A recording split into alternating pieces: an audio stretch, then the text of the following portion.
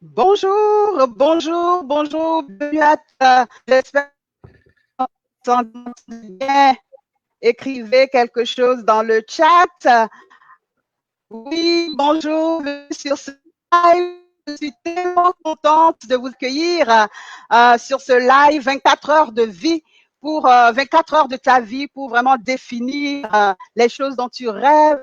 24 heures de ton agenda, on va dire, pour définir la vraie vie, la vie dont tu rêves depuis longtemps. Et j'ai aujourd'hui avec moi Monsieur Stéphane Waldman, un illustre invité qui va nous aider à déblayer tout ça, comprendre comment est mettre en place un plan de vie, pourquoi est-ce qu'il faut le faire. Donc, je m'appelle Linda Fatiga, si tu ne me connais pas, je suis coach de vie productive et prospère. Oui, coach de vie productive et prospère, parce que mon mandat, c'est vraiment d'aider les personnes à créer la vie productive dont elles rêvent. Et je travaille en particulier avec des femmes qui ont vécu des choses difficiles. J'aide les femmes qui ont vécu des relations toxiques à rebâtir leur vie, à se reconstruire et à justement créer cette vie tridimensionnelle dont je parlais. Alors, bienvenue encore sur ce live, bienvenue à tous ceux qui sont là. Merci de nous suivre. Et aujourd'hui, comme je vous disais, j'ai avec moi Monsieur Stéphane Wallman. Je vais l'appeler Stéphane et tout au long de cette conversation, je vais l'appeler Stéphane parce que vraiment, c'est quelqu'un qui m'inspire beaucoup et je suis ravie de l'avoir pour pouvoir nous aider à comprendre les choses sur le plan de vie. Alors, Stéphane Wadman, c'est un passionné de la productivité, mais surtout un passionné de la transformation de vie, parce qu'il est aussi le directeur de Motivé par l'essentiel, une association sans but lucratif qui publie des ressources pour aider les gens à justement créer cette vie satisfaisante dont nous parlons. Stéphane, c'est aussi un ébéniste, un pilote, un prédicateur. C'est un homme de Dieu, un homme passionné pour l'évangile, mais qui utilise ce que Dieu a mis en lui vraiment pour aider les gens autour de lui. Alors, bonjour et bienvenue, Stéphane. Bonjour Linda, merci beaucoup pour l'accueil. Merci d'avoir accepté Bonjour cette à tous et à invitation. toutes. Oui, est-ce que tu pourrais te présenter à mes amis? Oui, alors j'ai eu 60 ans cette année et en effet, comme Linda a dit, j'ai fait un apprentissage ébéniste, j'ai aussi fait des choses commerciales et après je me suis formé en tant que pilote mécanicien sur avion, sur petit porteur et j'ai passé 6 ans au Zaïre, qu'on appelait à l'époque le Congo RDC pendant 6 ans avec ma femme et on a eu 2 fils. Marc et Paul, qui ont aujourd'hui 27 et 29 ans. L'aîné est marié depuis 2 ans et ils suivent aussi Dieu et le Seigneur. Et ça, c'est le plus grand cadeau qu'on peut avoir dans la vie quand sa progéniture suit les traces de ce qu'on a semé. Et c'est vrai, des fois, on laisse des mauvaises traces et puis c'est la grâce de Dieu qui fait que les enfants quand même se donnent au Seigneur et suivent le modèle que les parents ont laissé. Et puis, depuis maintenant plus de 25 ans, je suis à la Société biblique de Genève, ici au siège en Suisse. D'abord, j'étais dans la logistique, le marketing, le commercial. J'étais responsable de toutes les librairies sur l'ensemble des territoires en France, en Suisse et partout dans le monde. Et en 2003, j'ai commencé le ministère Motivé par l'essentiel, qui est le ministère du pasteur Rick Warren, le ministère francophone du pasteur Rick Warren. C'est un ministère indépendant, mais quand même qui reflète tout ce que l'église de Saddleback en Californie fait, produit et donne des séminaires, des cours que j'ai pour la plupart traduit en français ou fait traduire en français, aussi toutes les ressources. Et puis, je donne aussi des séminaires et des formations dans toute la francophonie. Mon but, c'est vraiment cibler la francophonie et j'ai laissé mon cœur en Afrique, comme vous pouvez peut-être le constater. Et c'est pour cela que en tout cas, avant le Covid-19, j'allais 4 à 5 fois en Afrique et aussi en Haïti pour donner des séminaires, des formations pour les églises, mais aussi pour les leaders, pour les pasteurs. Je travaille aussi avec Compassion Internationale dans plusieurs pays pour aider la formation dans les enfants, parce que souvent on donne des formations, mais on n'a pas une vraie stratégie sur qu'est-ce qu'on veut, sur quoi on veut arriver. Et puis depuis maintenant 2, 3, 4 ans, je me spécialise aussi un peu sur la productivité personnelle, parce que je réalise que beaucoup de responsables dans les églises, c'est des personnes peu fiables, parce qu'ils disent des choses, mais ils ne le font pas eux-mêmes. Et ils n'ont jamais le temps, ils répondent pas aux mails, ils sont dépassés par les événements, ils font des burn-out parce qu'ils font trop, et après ils tombent dans les travers, que ce soit avec l'argent, que ce soit avec les relations conjugales, que ce soit avec l'orgueil. Et puis donc mon souci, c'est vraiment d'aider ces gens à avoir une vie saine, une vie équilibrée. Et puis, il faut d'abord prendre soin de soi, hein, puisqu'on a un berger, une bergère, et puis qu'on puisse après conduire les autres dans le bon chemin. Donc, on doit être un exemple de ce qu'on dit, et c'est vrai, moi-même, c'est pas toujours évident non plus. C'est vrai, on dit des choses, mais est-ce qu'on le fait vraiment? Donc, il faudrait demander à sa femme, à ses enfants. Et puis, des fois, ben, la note, elle n'est pas si haute que ça. Donc, voilà, mais c'est la grâce de Dieu qui va nous aider. Et puis, ouais, il faut maintenir l'humilité que sans Dieu, on n'arrive pas à faire, reconnaître ses erreurs et puis avancer comme ça. Voilà. Donc, exactement. Oui. Justement, Stéphane, j'ai vu que le site Motivé par l'essentiel, tu te présentes comme ayant le sens à sa vie et qui maintenant, motivé par l'essentiel, veut transmettre ce que tu as reçu. Et une des choses que tu as reçu, c'est vraiment d'aider les gens à créer une vie pertinente, une vie passionnée et une vie vraiment qui fait du sens, productive aussi. Alors, voilà. Qu'est-ce qu'un plan de vie? Un plan de vie, en fait, c'est pendant des dizaines d'années, j'avais pas de plan de vie. Alors, c'est vrai que je suis un homme passionné et puis j'aime bien faire des choses, des projets. Donc, pour moi, c'était pas quelque chose qui était absent de moi. Donc, j'avais un plan. Quand j'avais 18 ans, ben, je voulais aller en Afrique. Et puis, j'ai toujours travaillé pour ça. Je me suis formé pour apprendre d'autres langues, pour la formation de pilote, la formation de mécanicien et tout ça. Et donc, j'avais un projet. Et donc, ça a duré 10, 15 ans pour la préparation, pour finalement être dedans. Et puis après, ben voilà, après, on a dû fuir le Congo parce que à cause du pillage. Donc après, qu'est-ce que je fais? Bon, j'ai toujours aimé les livres, donc j'étais à la maison de la Bible. Et puis là, je me suis vraiment épanoui. Mais après, voilà, qu'est-ce qu'on fait? Puis, mais finalement, c'est les gens que j'aime et puis que j'aimerais faire avancer dans la vie, qu'ils ont eu une vie transformée. Donc c'est vrai, j'ai été par palier un petit peu comme ça, en tâtonnant, puis Dieu il nous conduit et puis il nous pousse un peu dans des coins où on veut pas vraiment aller. Moi j'avais dit à mon père, moi je vais mourir au Congo, hein, voilà, je vais faire 50 ans au Congo et puis voilà, c'est tout. Et puis après 6 ans, et mon père m'a toujours dit, mon père est un homme de Dieu. Et il m'a dit, mais tu sais, tu dois être le paillasson des autres. Ça veut dire où on laisse la poussière des pieds, n'est-ce pas? Quand on entre dans la maison. Donc, on est prêt à ça. Ça, c'est un missionnaire. Et puis la deuxième chose, dit, mais Dieu, peut-être, il peut t'appeler ailleurs. Et c'est vrai, on doit être prêt à ça. Et on n'est pas prêt souvent à faire ça. Et ce qui me vient à l'esprit, c'est Abraham, n'est-ce pas? Abraham, il a reçu la promesse de Dieu. Tu vas avoir un grand peuple. Et puis, comme le sable de la mer, comme l'étoile des cieux, tu vas être une bénédiction pour beaucoup. Et puis, bon, il a donné un coup de pouce à Dieu. Il a accepté de coucher avec la servante, et puis il pensait que Dieu, il faut comme y aller, là je viens vieux, donc voilà. Avec Sarah, ils ont construit un plan. Ça n'a pas marché.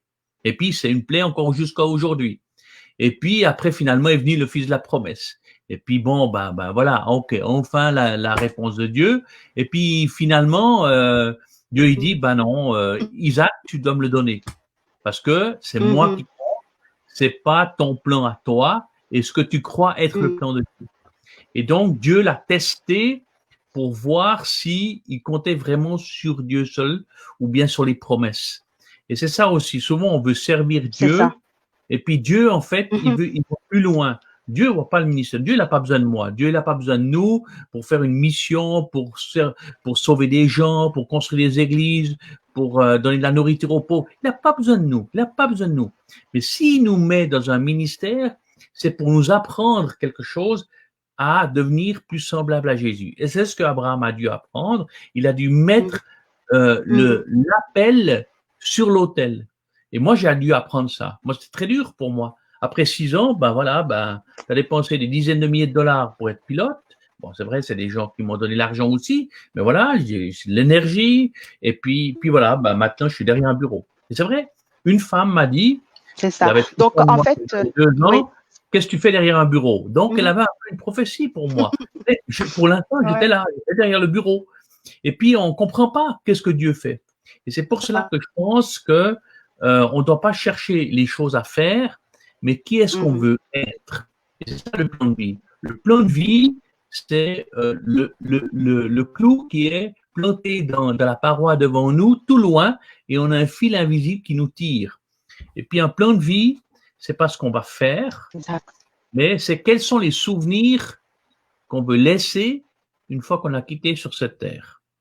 Si vous pensez à quelqu'un qui est décédé, peut-être du Covid, peut-être de la vieillesse, tout ça, quel est le souvenir qu'il laisse, n'est-ce pas? Il y a certaines personnes qui meurent, on n'ose pas le dire, on dit bon débarras, hein? On ne lui dit pas parce qu'on ne doit pas le dire, d'accord? Mais finalement, c'est ça. De toute façon, ces gens-là, ils pensaient qu'à eux, c'était que l'argent, c'était que le sexe, c'était que le pouvoir, et puis c'était tout pour eux, puis rien pour les autres. Ça peut. Mais c'est sur l'essentiel, en fait.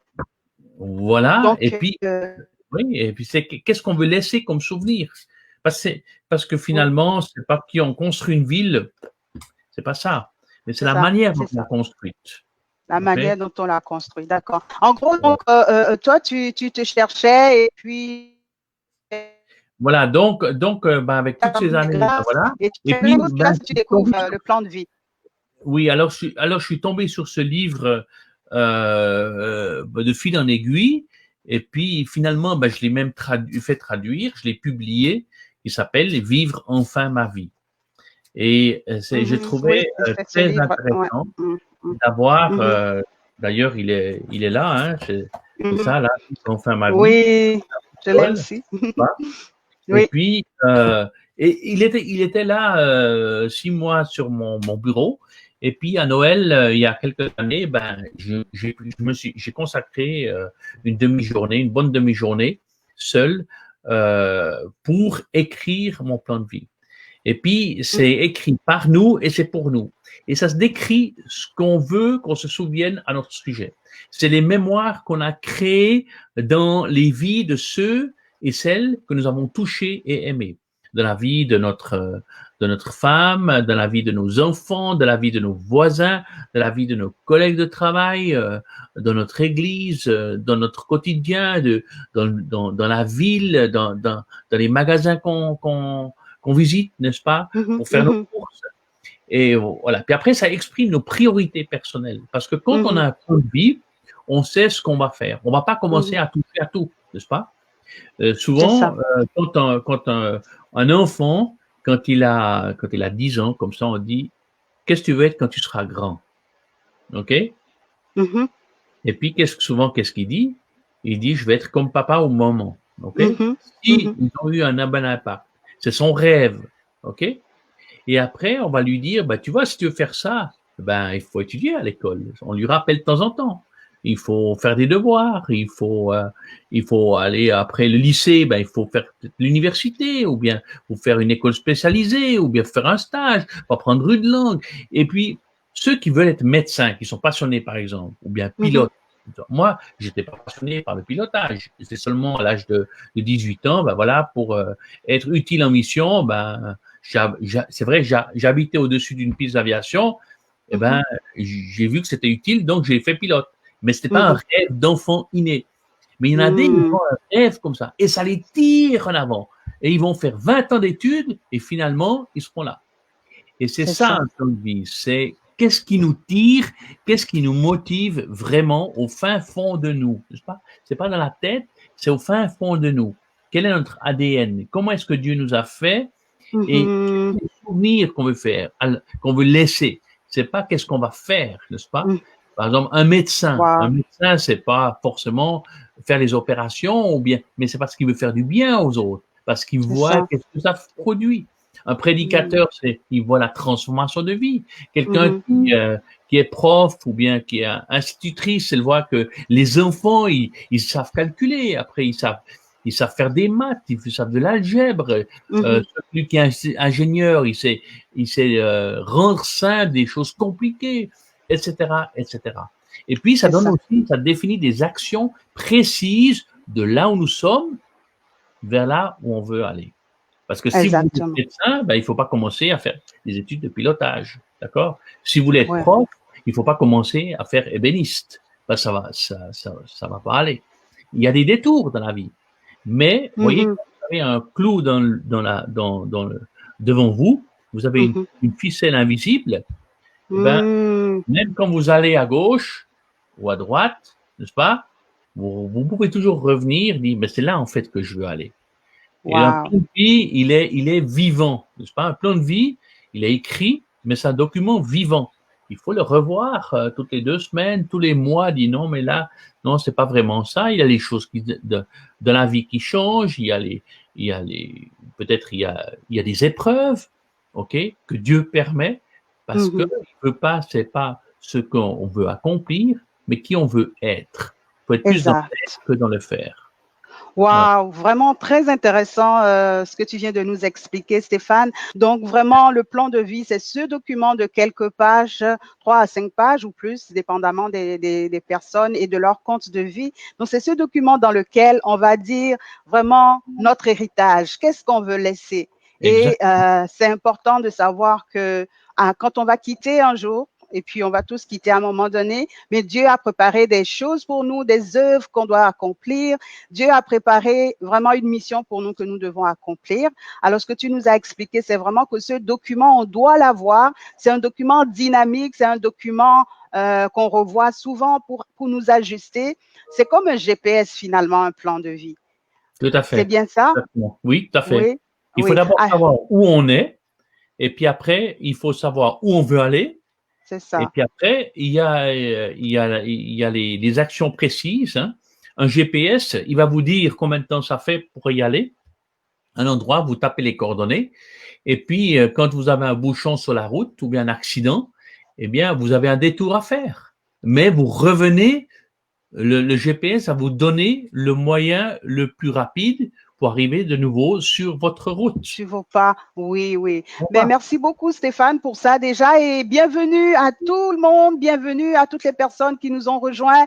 Nous sommes sur ce live aujourd'hui avec Stéphane Waldman qui est le directeur de Motivé par l'essentiel, un passionné de la productivité et de la transformation des vies. Donc vous êtes à la bonne place, au bon moment. Bienvenue à Suzia, Marie-Victoire, Tika Tinoff. Wow, merci d'être là. Bienvenue à Sheila. Je vois aussi Estelle. Bienvenue à vous. Tariam. Merci d'être là. Merci les filles. Vous êtes vraiment au bon endroit. Et justement, il y a Suzia qui a une question. Elle dit, et on commence comment pour faire un plan de vie, Stéphane? Ben, il faut prendre déjà se mettre du temps à part. OK? Oui.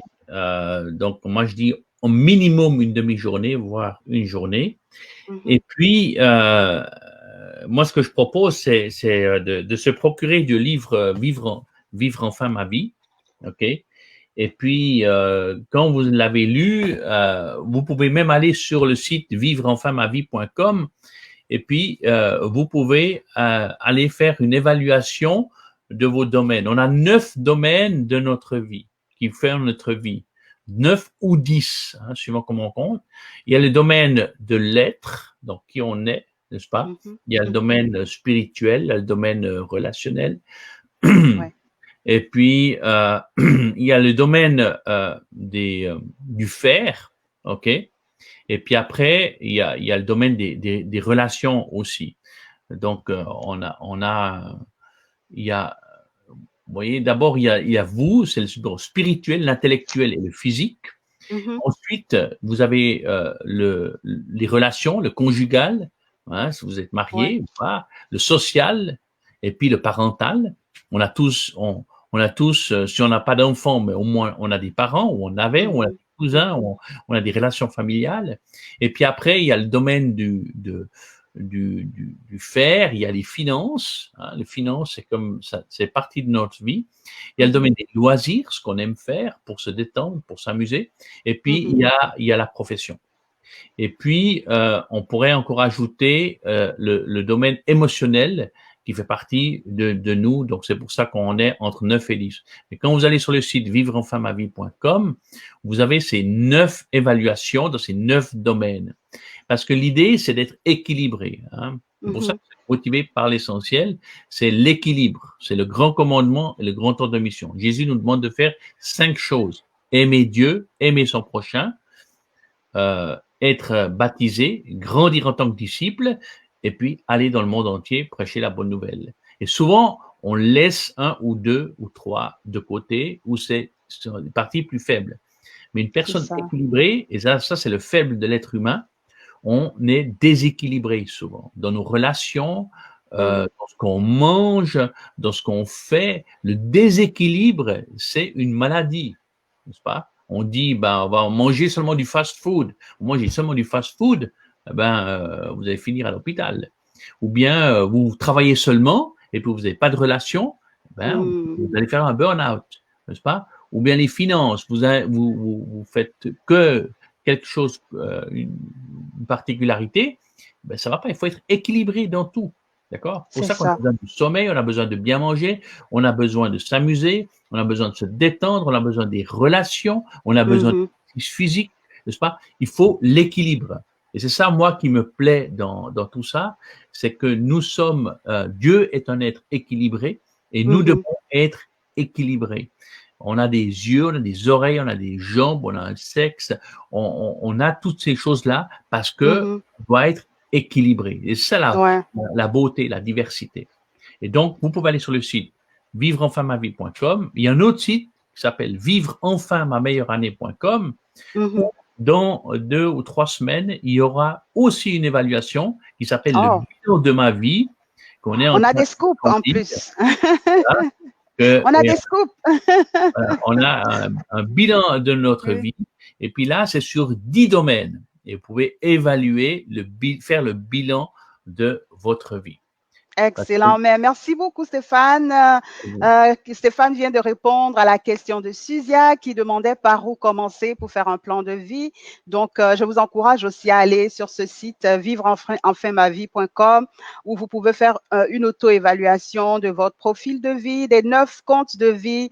Et vraiment, je vous dis, mes amis, ça va vous aider à faire le bilan, à faire le point et surtout à recommencer. Vraiment, il n'est jamais trop tard de recommencer. Il n'est jamais trop tard de reprendre un élan pour créer cette vie dont nous parlons, une vie équilibrée, une vie productive, une vie prospère.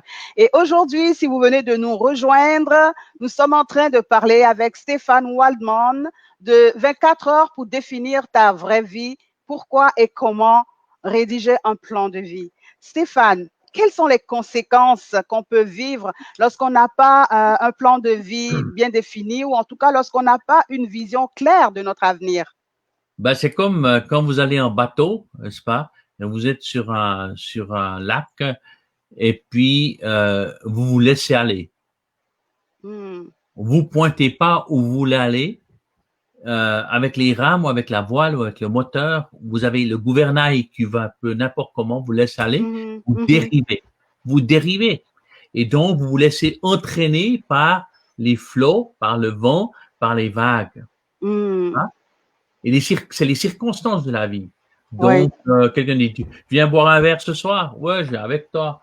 Et puis, viens voir ce film. Ah, bah ouais. Et puis ce week-end, tu fais quoi? Ah, ben, tu viens faire ça. Ah, bah ouais, ben, on va par l'envie. Donc, en fait, si on n'a pas de plan de vie, si on ne sait pas où on veut aller, eh bien, on dérive. Et la dérive, c'est quoi? Il y a 4 choses, 4 éléments. Eh bien, c'est la confusion. La confusion. On ne sait plus, vous savez, moi, ça m'est arrivé, même en avion, quand on est dans le brouillard, n'est-ce pas? Les instruments, ça fonctionne plus très bien ou comme ça. Moi, j'avais pas de GPS. Au début que j'ai piloté au Congo, il n'y avait pas de GPS. C'était les arbres, c'était les routes, c'était les rivières, c'était les maisons. Et puis, si on faisait pas attention, puis on savait plus où était la route qu'on vient de traverser, à quel niveau, eh ben, au début, quand j'avais un copilote avec moi, un instructeur, eh bien, lui, il riait bien tout bas et puis il était super. Et je disais, mais est-ce que j'ai passé la route ou pas? Et puis, si on est confus, on ne sait pas. Dans la vie, c'est ça, on est confus. Et puis, deuxièmement, c'est le coût. Ça nous coûte parce que si vous allez dans un avion et vous allez dans le mauvais avion, ça vous coûte après de revenir et d'aller dans un autre avion, n'est-ce pas? Ou bien dans un mauvais train ou dans un mauvais bus. Vous allez dans cette direction, vous pensez que c'est bien, et puis au bout de X kilomètres, vous réalisez que en fait non, ben, c'est complètement l'opposé, où il faut revenir en arrière. D'accord? Donc ça coûte, et c'est la même chose comme ça dans la vie. Il y a des choses qui nous coûtent, hein, parce que on veut s'engager dans quelque chose, puis finalement ça ne nous plaît pas. Et puis Dieu nous dit, ben peut-être qu'il faudrait faire autrement, ou bien voilà, ou bien les finances, on a trop dépensé, maintenant il faut payer les dettes et tout ça, donc ça nous coûte du temps, de l'énergie, etc. Et puis il y a la souffrance aussi, la souffrance, n'est-ce pas? On a fait des choses dans notre vie, et puis finalement, eh ben c'est la souffrance pour notre santé. Si par exemple on fume comme un je sais pas quoi, ou bien on boit, ou bien on a des mauvaises relations, notre mariage peut en souffrir, notre rôle, n'est-ce pas, notre carrière, on est peut-être au chômage, on est insatisfait, etc. Et puis finalement des regrets. On connaît tous les regrets. Et si seulement, n'est-ce pas? Il y a personne sur son lit de mort qui a dit si seulement j'avais plus travaillé.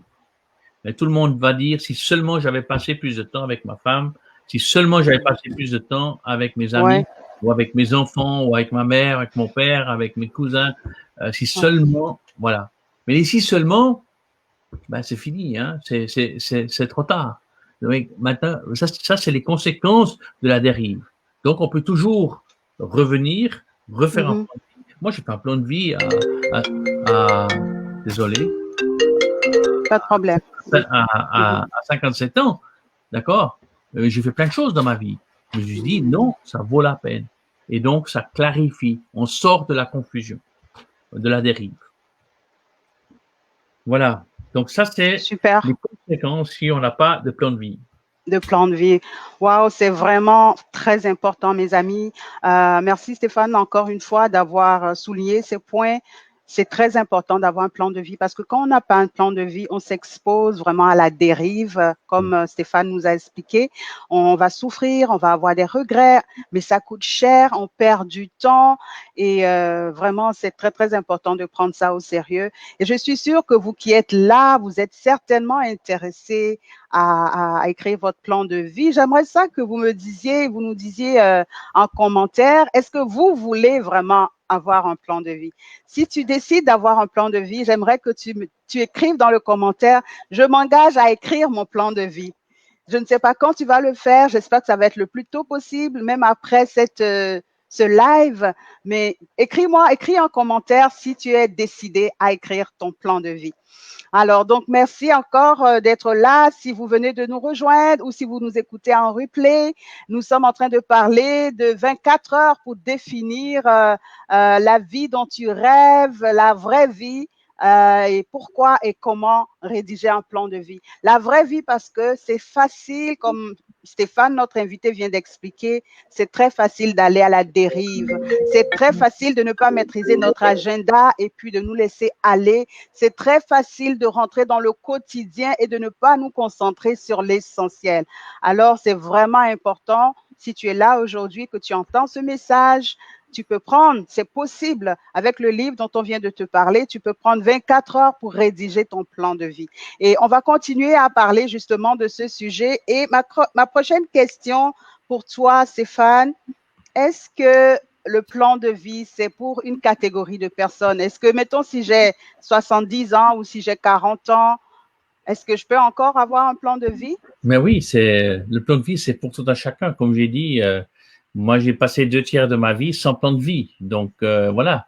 On peut avoir un plan de vie de la tête, mais vous savez, un plan de vie de la tête, c'est pas la même chose que quand on l'écrit. Parce que quand on écrit, on réfléchit, et puis, oui, si j'écris aujourd'hui, je vais faire ça, il y a de fortes chances que je vais les réaliser beaucoup plus que si je me mets dans la tête, aujourd'hui, je vais faire ça.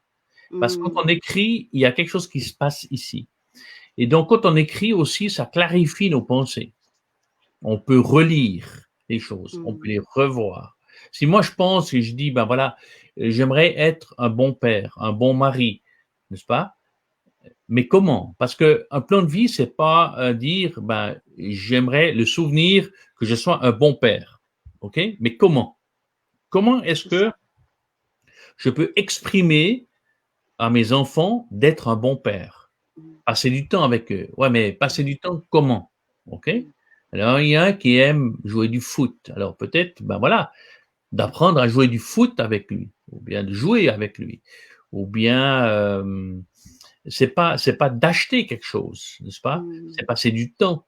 C'est, vous voyez, donc le plan de vie, le souvenir qu'on laisse, il faut le décrire, OK? Vous voulez aimer votre conjoint, d'accord? Vous voulez être un bon conjoint. Mais comment vous allez déterminer être un bon conjoint? Ben, ça demande un peu de réflexion et peut-être même de prière. Comment vous voulez bien gérer vos finances? Ben, comment vous voulez bien gérer vos finances? OK? Ça veut dire on dépense pas plus que ce qu'on a. Ouais, mais comment?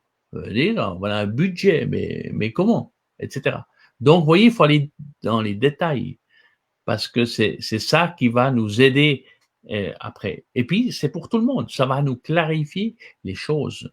On va savoir sur quoi on doit mettre l'emphase, la concentration et qu'est-ce qu'on doit laisser de côté. Mais après, c'est un plan de vie, ça ne nous met pas dans une boîte. Moi, je peux être libre, je suis libre, on est libre. Le plan de vie, ça nous met dans la liberté. Moi, je peux être libre ce soir de faire ceci ou cela. C'est pas mon plan de vie qui va me dicter. On n'est pas esclave du plan de vie. Un plan de vie, c'est comme une canne. Ça va m'aider à marcher dans la bonne direction. Mais il y a des détours, il y a des accidents sur la route, n'est-ce pas? Il y a des embouteillages, il y a des travaux sur la route. Il faut freiner, il faut ralentir, il faut accélérer, il faut prendre une bifurcation, il faut prendre un chemin de campagne. Tout ça, ça fait partie de la vie. On ne maîtrise pas. Le Covid-19, on ne maîtrise pas. D'ailleurs, il n'y a pas d'après-Covid. C'est quoi l'après-Covid? Bon, moi, je rigole parce que il n'y a pas d'après-Covid. C'est quoi? Vous dites quoi, l'après-Covid? On doit vivre avec. Peut-être ça ira mieux. Mais est-ce qu'il y a vraiment un après-Covid? Il y a beaucoup de gens qui disent c'est fini, allez, on y va comme ça. Puis après, ben, il y a les cas qui augmentent en flèche. Donc, vous voyez, donc c'est une manière de vivre. Donc, le plan de vie, c'est pour tout un chacun. C'est pour tout un chacun. Excellent. Donc, la prochaine question, ça va être vraiment de nous parler un peu des différentes étapes pour la rédaction d'un plan de vie. Mais en attendant, avant qu'on passe à la réponse à cette question, j'ai des réponses aussi dans le chat. Il y a Tariam qui dit, je m'engage à écrire mon plan de vie. Diane, je m'engage à écrire mon plan de vie. Wow, je m'engage. Joliva, je m'engage à écrire mon plan de vie. Suzia aussi. Écrire un plan de vie, ok, mais je pense que le problème est comment s'y tenir. Oui, Sheila, exactement, c'est vrai, c'est pas évident. Donc, justement, notre invité Stéphane Waldman va nous donner les clés pour voir à comment s'y tenir, comment est-ce qu'on peut vraiment arriver à mettre en œuvre ce plan. Et donc, Stéphane, j'aimerais savoir, et mes amis aussi certainement, quelles sont les différentes étapes pour la rédaction d'un plan de vie? Alors, pour être un plan de vie, donc là, normalement, on fait un séminaire ou bien vous pouvez lire le livre, d'accord? D'ailleurs, il sera dans quelques semaines, il sera même en e-book ou sur Kindle. Il y a un guide d'études que vous pouvez télécharger une fois que vous avez acheté le livre. Il y a un code en page 2 ou en page 4 du livre. Il y a un guide d'études et c'est ça que je recommande en premier, c'est de lire le livre, de faire le guide d'études pour bien vous imprégner de tout ça. Et puis après, vous faites votre plan de vie, vous écrivez, vous faites votre évaluation de ces différents domaines. Et puis après, ben voilà, quels sont les souvenirs que vous voulez laisser derrière. Et puis c'est ça que on va écrire. On va écrire en fait l'éloge funèbre. C'est un Ah peu oui, ça, c'est macabre. toute une étape. Hein, l'éloge funèbre, c'est quoi? C'est imaginez, vous êtes mort, ok? Vous êtes dans le cercueil, et puis voilà que votre femme ou votre mari, votre conjoint, vos proches, vos enfants, vos collègues de travail, ils lisent Dieu lui-même, ils prennent un papier là et il dit voilà, Stéphane Waldman, oui, il m'aimait. Pourquoi? Ben parce qu'il a fait ceci et cela, etc. Il va dans le détail. Et qu'est-ce que vous voudriez que Dieu écrive à votre sujet lorsque vous êtes mort? Ouais, il a tout fait à sa tête. Ouais, j'essaie de lui parler, mais il n'avait jamais le temps. Ou bien il a toujours recherché ma volonté. Des fois, il a fait des travers, mais en fait, au fond de lui, il m'aimait vraiment, etc., etc. Donc, vous écrivez l'éloge pour Dieu. Vous écrivez l'éloge pour votre conjoint, pour vos enfants, pour vos proches, pour votre employeur. Ah, ça va prendre un peu de temps. C'est un peu macabre, hein, mais c'est ça. Oui, Moi, ça fait j'étais à réfléchir. plusieurs enterrements et quand j'ai entendu les enfants lire ou raconter comment ils avaient vécu la relation avec la personne défunte, vous avez les larmes souvent. Puis des fois, c'est tellement, voilà, il n'y a pas d'émotion, il n'y a rien. On lit on lit que voilà, il est né tant, il a eu 5 enfants, il a travaillé ici de telle année, telle année, telle année, il a fait ci, ça, et puis il est mort. Voilà, c'est ça qu'on veut. Wow. Qu'est-ce qu'on souhaite que Dieu dise de nous à notre mort, notre conjoint, nos enfants, etc. Et c'est ça qui va nous tirer en avant. Donc ça, c'est la première chose, c'est écrire notre éloge. OK? Et D'accord. puis, voilà. Donc ça, c'est le premier point. Et puis après, ça c'est dans toutes les relations. Et puis après, on va fixer les priorités dans ces 9 domaines. Par rapport à cet éloge, n'est-ce pas? Par rapport à cet éloge, on va dire, mais qu'est-ce qui compte le plus? Parce que si j'ai dit j'aimerais être un bon père, alors dans le domaine des relations avec mes enfants, qu'est-ce qui compte le plus pour moi? Je vais pas dire je vais gagner beaucoup d'argent.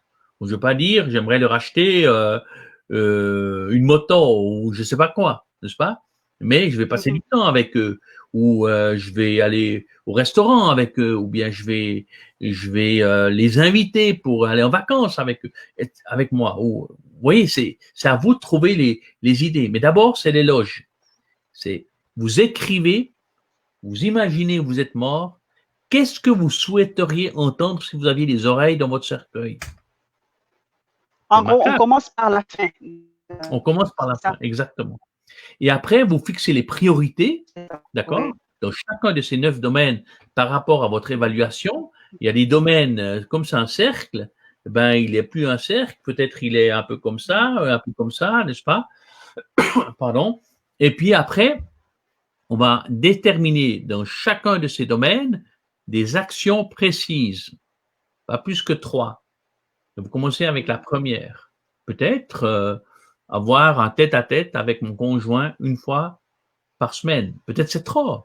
Peut-être une fois par mois d'abord, ou une fois toutes les 2 semaines, ou avec mes enfants. Oui. Donc, après, on descend. Donc, le plan de vie, c'est comme quand vous avez, pardon, c'est comme quand vous avez un plan de vol, vous allez dans une destination, vous êtes à 10 000 mètres. D'accord? Ça, voilà, c'est là où vous voulez aller. Puis après, il faut descendre, il faut arriver à 3 000 mètres. Et c'est là où on a des objectifs annuels. Où on dit, mais cette année, sur quoi est-ce que je vais mettre l'emphase? Et ça, c'est tout un autre domaine encore. Comment fixer des objectifs annuels et puis comment les accomplir. OK? Et puis après, on descend encore, on est sur le terrain. Et puis maintenant, ben, c'est où qu'on roule. C'est sur le chemin, c'est dans la campagne, c'est sur oui, il faut dégager de l'espace, il faut avoir du temps. Puis le temps, c'est de l'argent. Et le temps, on a tous la même chose à disposition. Alors, l'argent, on a 24 heures. En plus, certains en moins.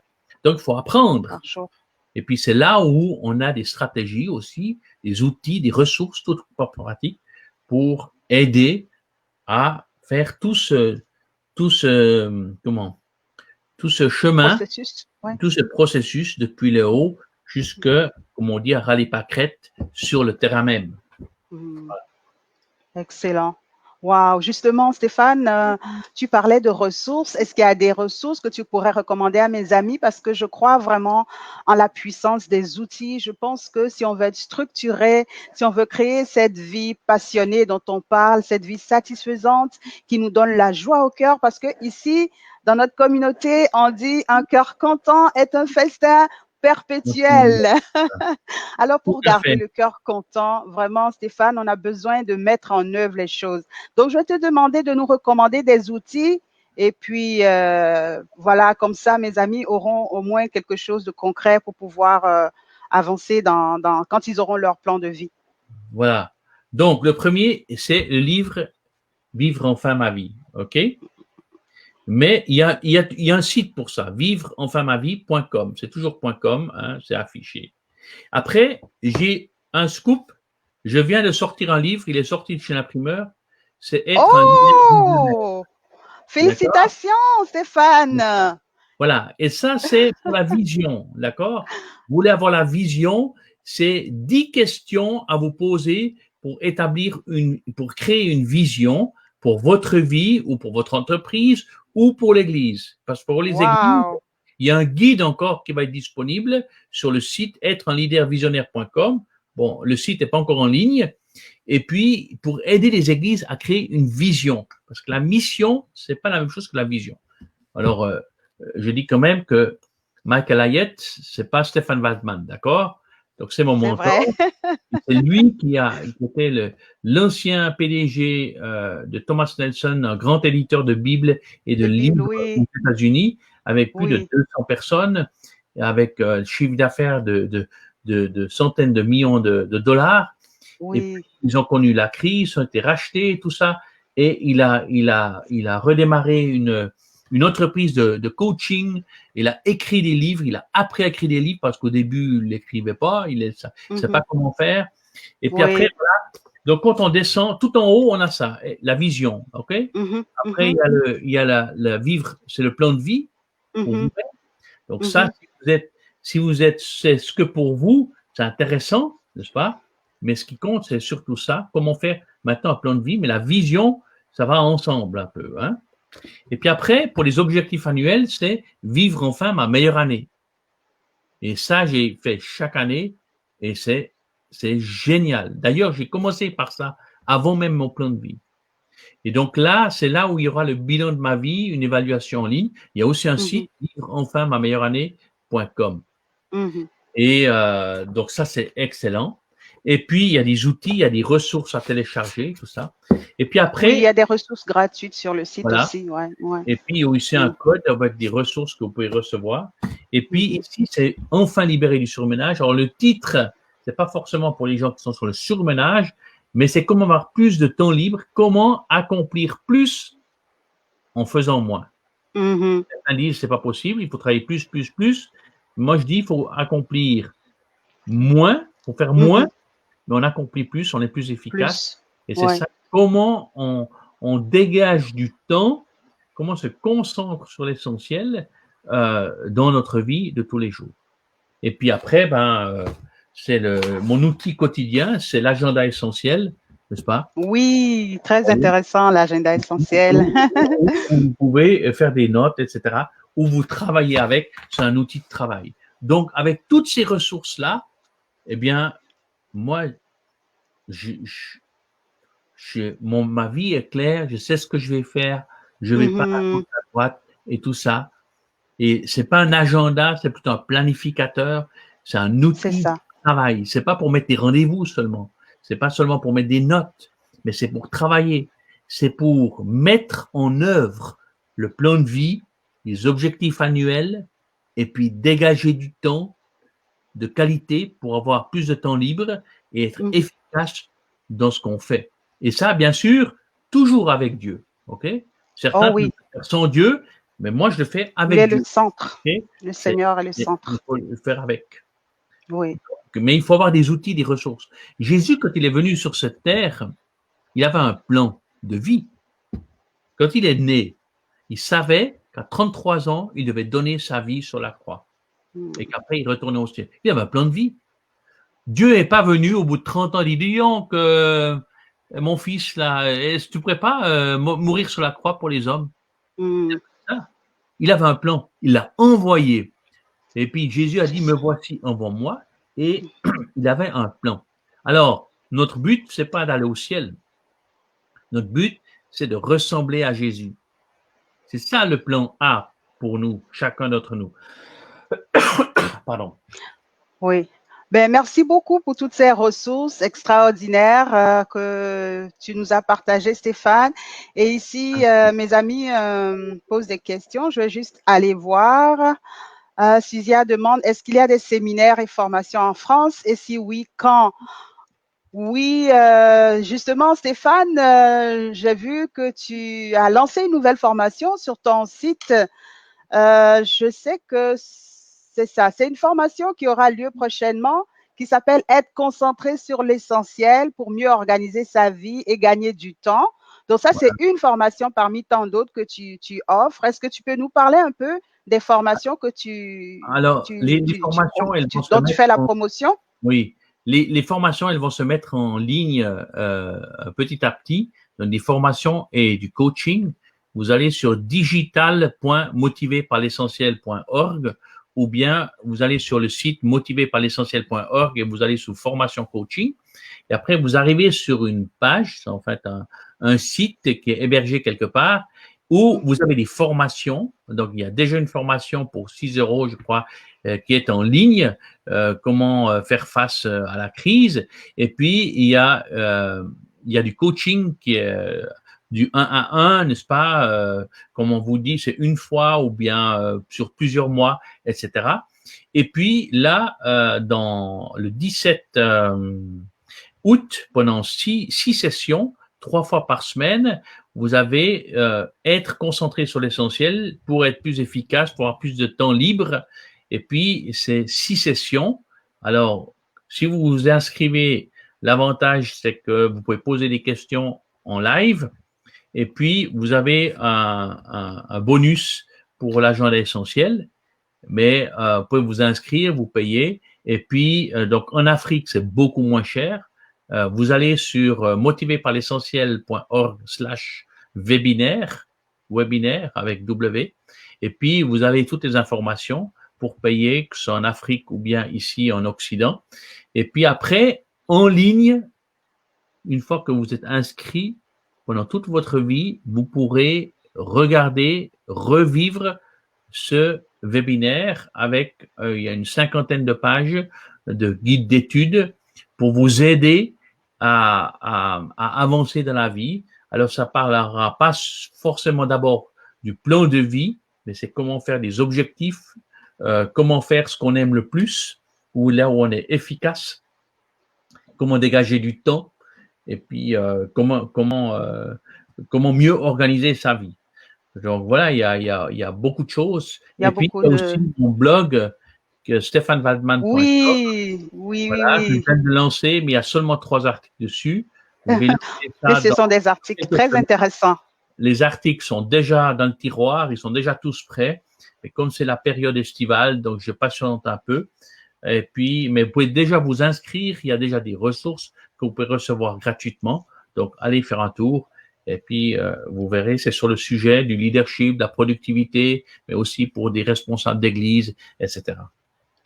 Merci beaucoup, Stéphane, pour toutes ces précisions. Et je regarde encore dans le chat, mes amis, je suis tellement contente que vous soyez là. Waouh, vous êtes encore là jusqu'à maintenant. On est déjà à 15 minutes environ de la fin. Et je suis vraiment contente de savoir que vous êtes intéressés à écrire votre plan de vie. Vous êtes intéressés à créer une vie productive, une vie prospère, une vie équilibrée. Et tantôt, Stéphane nous parlait un peu de son blog et je sais que sur son blog, il dit que ce qu'il veut faire, c'est aider les gens à justement avoir une vie passionnante, une vie pertinente et une vie productive. Alors, pour commencer, pour créer une vie semblable, par où est-ce qu'on commence, Stéphane? Bien, il faut savoir où on est. OK? Donc, il faut faire un peu l'état des lieux. Il faut savoir où on est. Et là, dans le livre Enfin libéré du surménage, ça nous aide. Il y a aussi une évaluation en ligne qui est faite enfinlibérédusurménage.com. Il y a une évaluation. Et puis, en fait, on a 3 satellites aussi pour savoir où on en est dans la vie. Et puis, on parle de la boussole de la liberté, ce qu'on aime faire, ce qu'on est compétent, où on est compétent, mais on n'aime pas, ce qu'on déteste de faire. On n'est ni compétent, ni passionné. Et puis là où on est passionné, mais on n'est pas compétent. Donc, c'est 4 domaines de la vie. Et puis, ça va nous aider aussi à faire, mais l'idée, c'est de passer 95%, ça c'est le NEC le plus ultra, Oui. de temps dans la zone de désir. OK? Mais qu'est-ce qu'on fait avec tout le reste? Alors, on apprend à déléguer, on apprend à dire non. OK?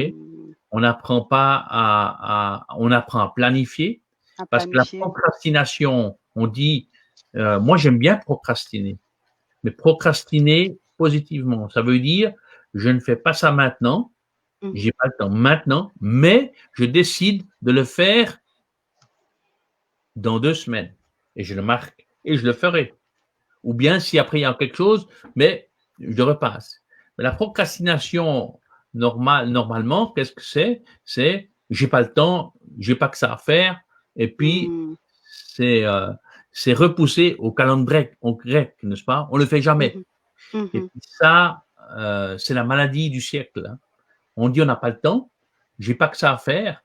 Puis en fait, ça veut dire que c'est pas important pour moi. Et donc on apprend aussi à qu'est-ce qui est important et qu'est-ce qui est urgent. Et souvent on fait des choses urgentes mais qui sont pas importantes. Et les choses urgentes qui sont pas importantes, elles devraient en fait jamais être dans notre agenda. Wow. Il faut seulement faire des choses importantes. Importantes urgentes et importantes non urgentes, qui peuvent être procrastinées volontairement. Je le ferai dans 2 semaines, dans 3 semaines, dans 1 mois, dans une année. Mais c'est important pour moi parce que c'est en alignement avec mon plan de vie, avec le domaine dans lequel je veux travailler. Donc tout ça, voilà, ça, c'est un peu beaucoup, hein, mais Mais c'est ça possible. fois. Voilà. Oui, c'est possible quand on décide, quand on est intentionnel, quand on décide vraiment que ça va marcher. Quand on s'aime, on veut vraiment donner le meilleur à soi-même. D'abord le meilleur à Dieu, le meilleur à soi-même et puis le meilleur aux gens autour de nous. Parce Tout à que fait. oui, on doit aimer le Seigneur, notre Dieu, de tout notre cœur, de toute notre force, mais aussi aimer notre prochain comme nous-mêmes. Et justement, pour pouvoir créer cette vie-là que Stéphane vient de nous décrire en nous donnant toutes les clés pour pouvoir la créer, c'est important de tenir compte de ces choses. Mes amis, je vous invite à prendre ces choses au sérieux. Je vous invite à considérer le message de ce live aujourd'hui. Et puis, je vois aussi que vous avez des questions, Stéphane. Mes amis demandent, par exemple, Sonix, elle veut savoir si on peut commander les livres, où est-ce qu'on peut les commander, Ça demande dépend. Joliva. Est-ce que c'est disponible au Canada? Oui, c'est à la CLC au Canada. Ils sont disponibles. Alors, être un leader visionnaire, c'est pas encore disponible parce que ça vient de sortir de presse il y a quelques jours, mais les autres sont D'accord, disponibles, tout à fait. Et même l'agenda, c'est disponible. Oui. d'accord, Et puis parfait. sinon, vous pouvez aller à Maison de la Bible, la CLC, c'est disponible sur Amazon, mais je vous encourage plutôt à aller dans les librairies. Et puis même en Afrique, on a des relais. Vous pouvez aller regarder sur le site les différents relais dans pratiquement tous les pays francophones d'Afrique où D'Afrique. c'est disponible. Voilà. Oui. OK, merci beaucoup. Donc, ces livres sont disponibles. Vous pouvez les avoir en ligne à la CLC. Vous pouvez les avoir aussi sur le site. Je pense que pour le livre dont on a parlé concernant le plan de vie, vous pouvez l'avoir sur le site Internet directement aussi. Oui, C'est bien ça? simplement après, si vous êtes au Canada, ce sera beaucoup plus meilleur marché si vous l'achetez directement au Canada, dans le Au pays Canada, c'est où ça. vous êtes. Ouais. D'accord. Super, merci beaucoup. Alors aujourd'hui, mes amis, on a parlé de 24 heures pour définir ta vraie vie, pourquoi et comment rédiger un plan de vie. Et puis, nous sommes toujours avec Stéphane Waldman, qui est le directeur de Motivé par l'essentiel pour transformer des vies. Il est aussi un passionné de la productivité, vraiment un amoureux du Seigneur Jésus-Christ. Et ce qu'il fait, c'est vraiment aller partout le monde et partager les bonnes choses que Dieu a mises en lui. Il est également un conseiller en leadership qui aide vraiment les leaders, les chefs d'entreprise, les pasteurs aussi, et toute personne qui veut vraiment gagner en efficacité et puis avoir une vie passionnante, une vie pertinente et une vie productive. Et avant de terminer, Stéphane, je voulais qu'on ait quand même une période de questions. J'avais promis à mes amis qu'on aurait une période de questions. Donc, si vous avez des questions, vous pouvez les marquer dans le chat. Oui, vous pouvez les écrire et puis Stéphane va répondre. Je sais qu'on a répondu à des questions au fur et à mesure, mais si vous en avez encore, n'hésitez pas à l'écrire dans le chat et on va y répondre. Il y a Diane qui dit la procrastination est un ennemi de notre productivité. Oui, oui, oui, oui, certainement. C'est un véritable ennemi, n'est-ce pas, Stéphane? Non, mais il faut l'amadouer. Donc, il faut utiliser la procrastination, mais de façon positive.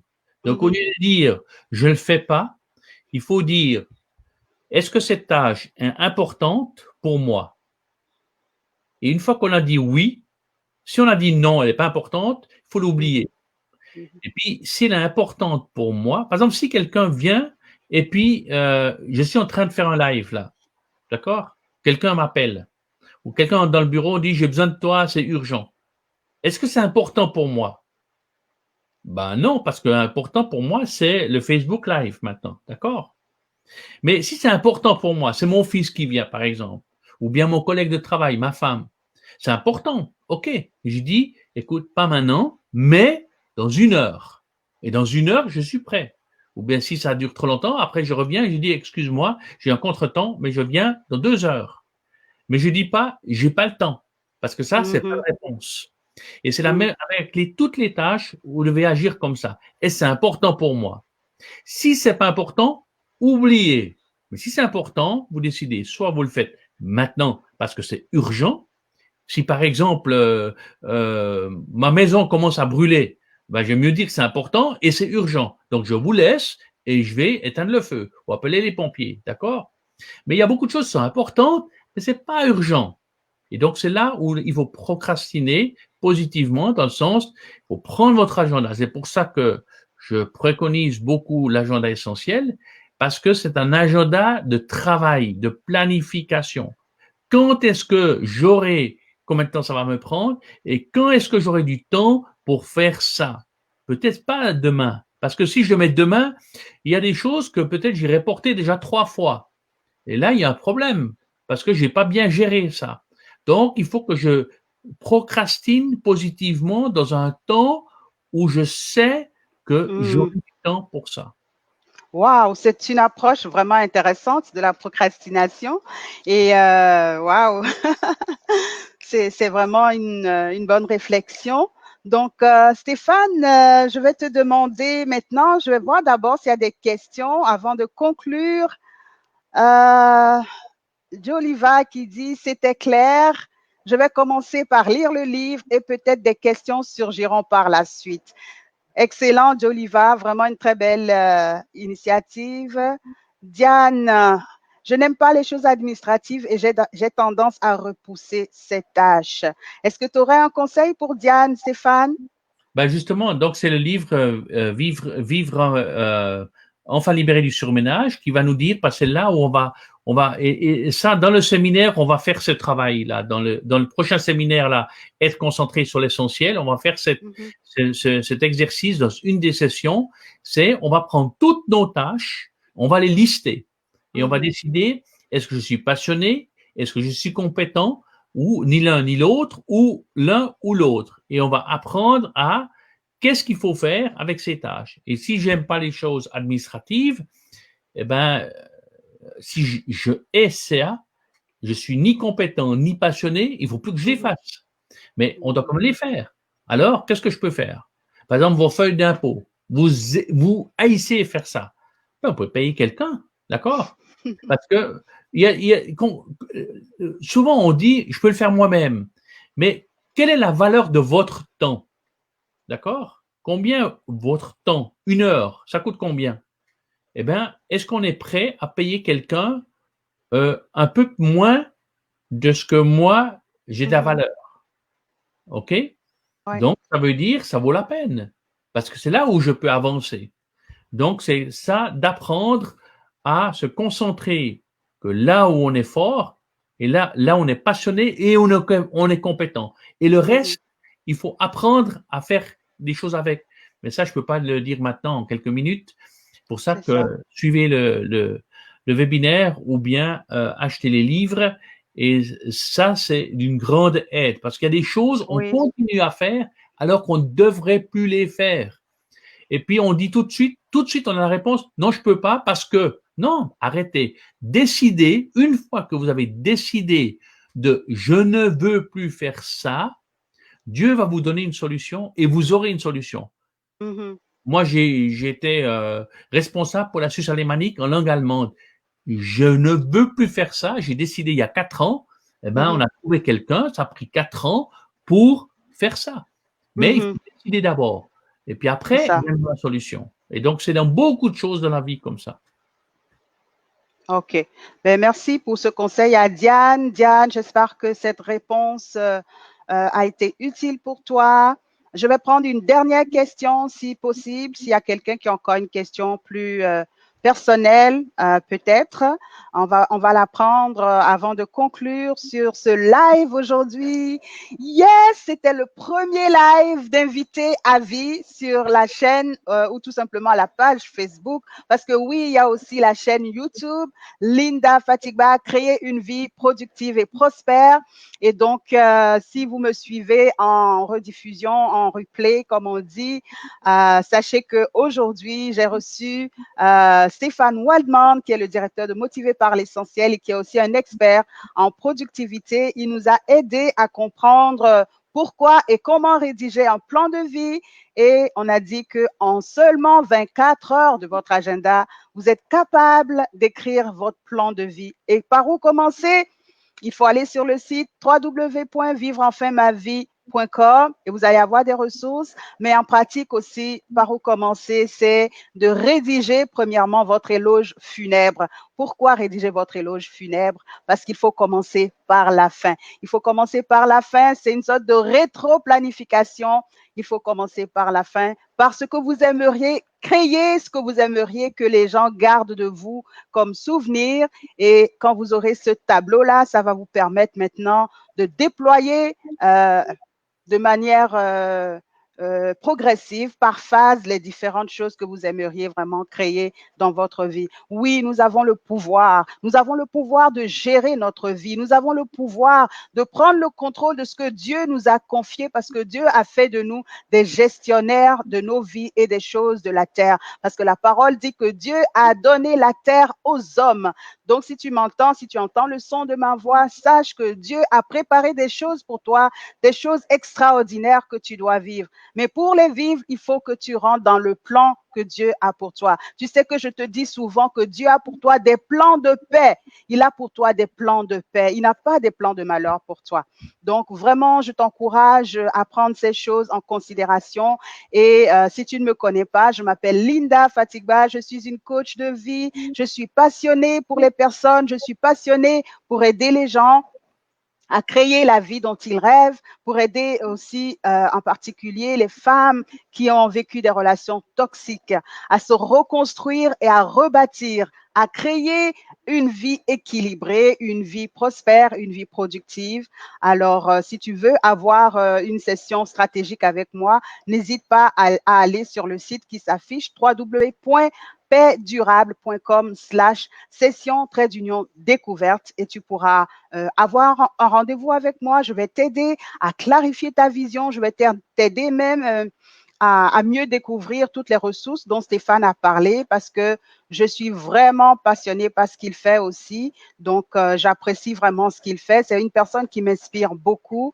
Et dans mes coachings, je vais souvent utiliser les outils de Motiver par l'essentiel. Alors, je t'encourage à prendre ce rendez-vous avec moi, si c'est toi. Donc, on va continuer. Ce qu'on va faire maintenant, est-ce que j'ai une nouvelle question?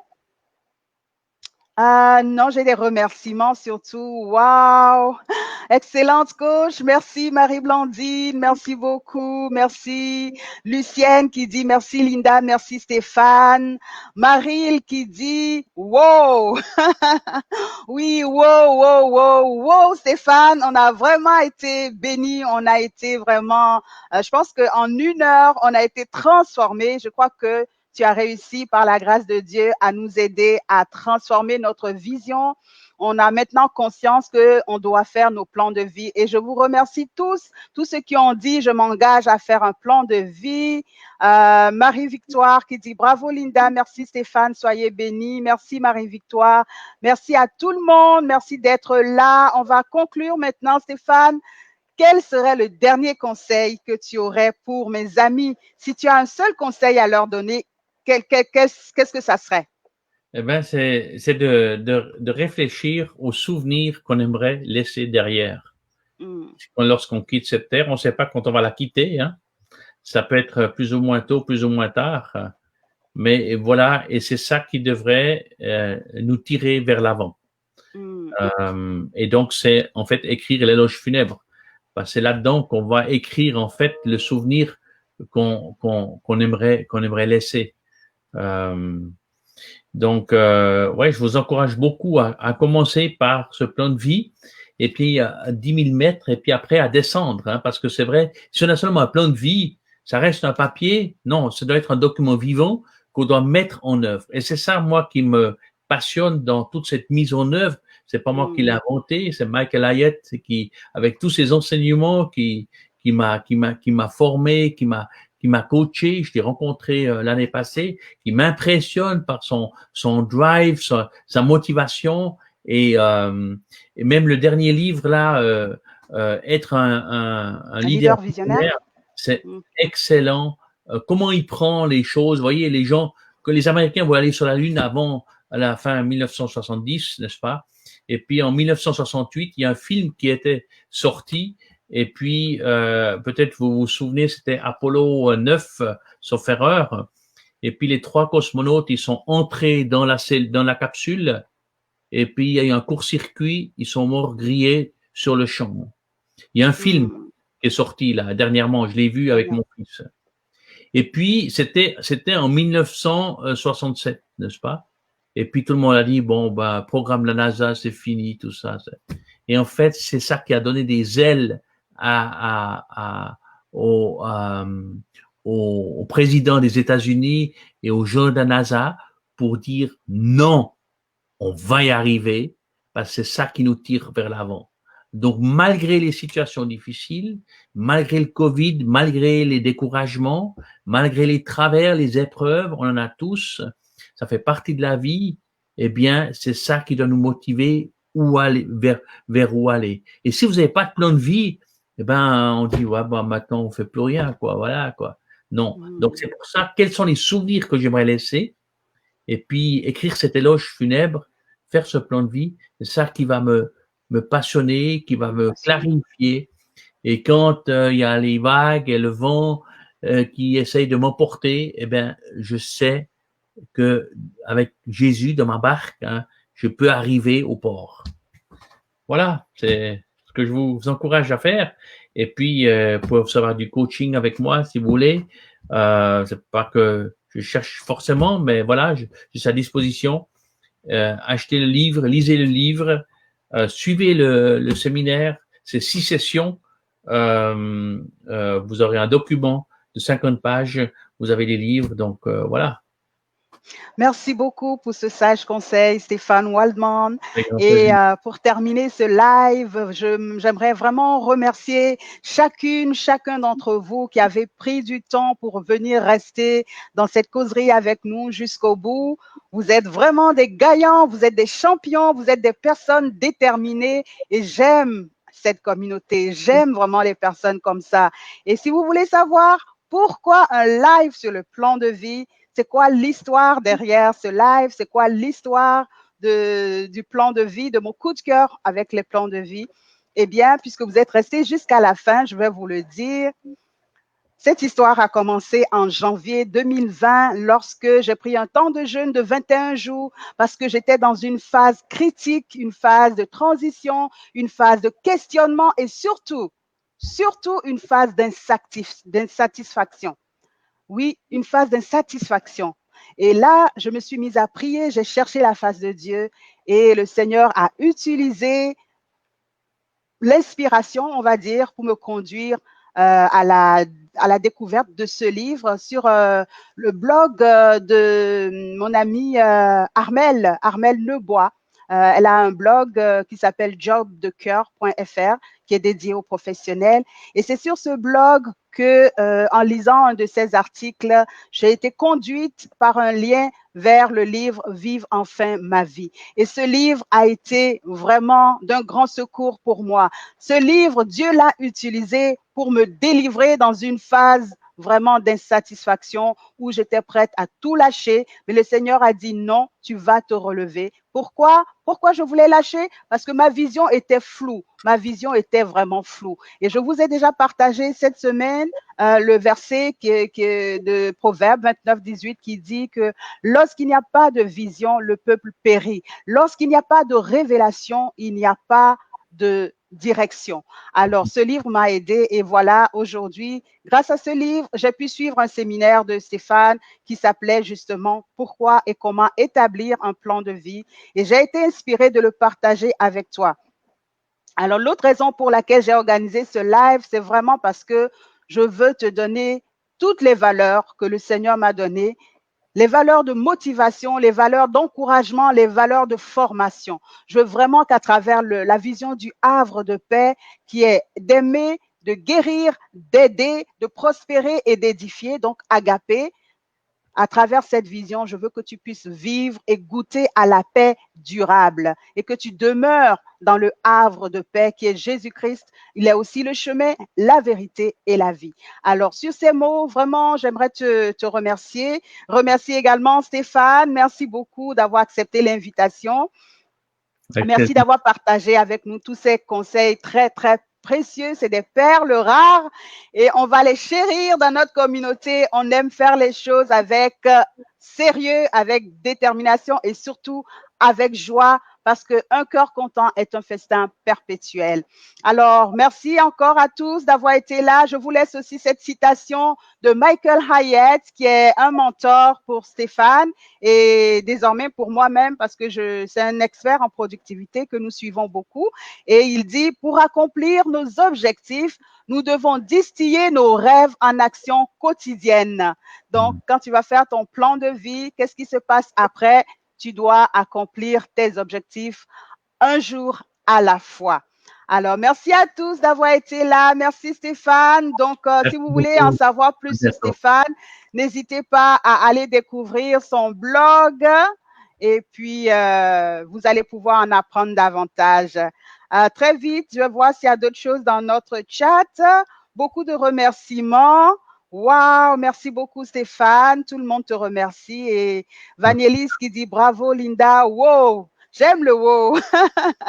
Alors, je vous aime mes amis. J'apprécie vraiment que vous ayez pris le temps d'être ici. Si vous me suivez sur YouTube, je vous remercie aussi de suivre cette rediffusion. N'hésitez pas à vous abonner à la page Facebook Linda Fatigba, coach de vie productive et prospère, et également à vous abonner à la chaîne YouTube Linda Fatigba, créer une vie productive et prospère. Alors, merci beaucoup, merci à tous. Pour terminer, je vous dis, un cœur content est un festin perpétuel. Et n'oubliez pas de liker, de partager et de commenter. Merci d'avoir été là aujourd'hui. C'était le live 24 heures pour définir ta vie, pourquoi et comment rédiger un plan de vie. À très bientôt. Merci, au revoir.